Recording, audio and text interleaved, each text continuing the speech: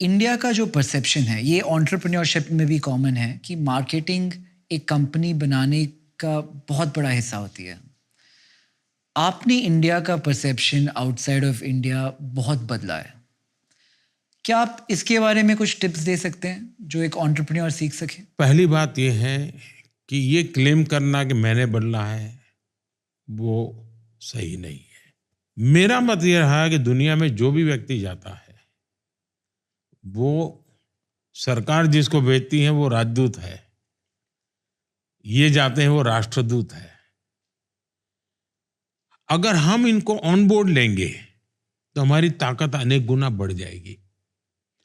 तो आपने देखा होगा हमने जो नीति आयोग बनाया है, उसकी जो शुरुआती जो हमारे ऑब्जेक्टिव्स है, उसमें एक ऑब्जेक्टिव ये है कि विश्व भर में फैले हुए भारतीय समुदाय की सामर्थ्य को जोड़ना, लिखित है। तो मैं सुविचारित मेरा मत है कि विश्व में जो ये सामर्थ्य है उन सबको जोड़ना चाहिए। दूसरा, मैं मुख्यमंत्री बना उसके पहले भी मेरा विदेशों में जाना बहुत हुआ था, और तब तो मैं संगठन के लोगों के बीच में ही रहता था, उनके बीच में ही जाता था, तो मैं उनकी ताकत से परिचित था और मेरे कॉन्टैक्ट्स भी थे। कभी मुझे अटल जी के कहने पर एक काम के लिए भी मैं गया था, तो मैं काफी मुझे सफलता मिली थी उसमें। तो ये ताकत का उपयोग पहले होता नहीं था, मैंने उसका चैनलाइज करना शुरू किया। तो दुनिया के राजनेताओं को भी लगने लगा भी ये तो बहुत बड़ा फोर्स है, बड़ी बड़ी ताकत है। दूसरा, उनको देखा कि भाई ये मिनिमम क्राइम अगर कहीं है तो हिंदुस्तानियों में है, वेल एजुकेटेड है तो हिंदुस्तानी है, कानून को मानने वाले लोग हैं तो हिंदुस्तानी लोग हैं। तो एक ऑनर का भाव बढ़ने लगा।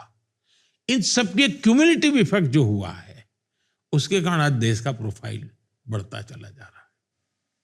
और मैं ये ऐसे ही नहीं कह रहा हूँ सर। जब मैं मेरे बचपन में, जब मैं बैंगलोर में बढ़ रहा था, 14, 15, 16, 20 साल पहले, 25 साल पहले, तब ऐसा लगता था कि वो एक आदमी जो कॉलेज गया, अमेरिका गया, पीएचडी की और माइक्रोसॉफ्ट में नौकरी कर रहा है या ऐसी कोई कंपनी में, दैट वाज द हाईलाइट।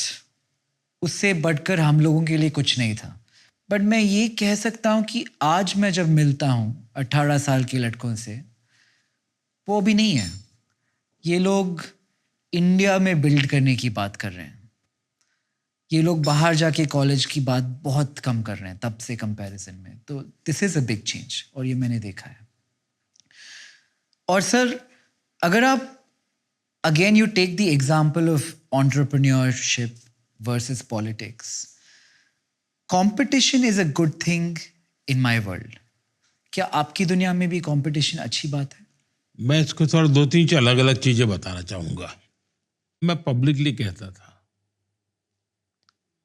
कि आप पछताओगे अगर हिंदुस्तान वापस नहीं आओगे, तो हो सके उतना जल्दी एक पैर तो रख दो, युग बदलने वाला है, ऐसा मैं कहता था।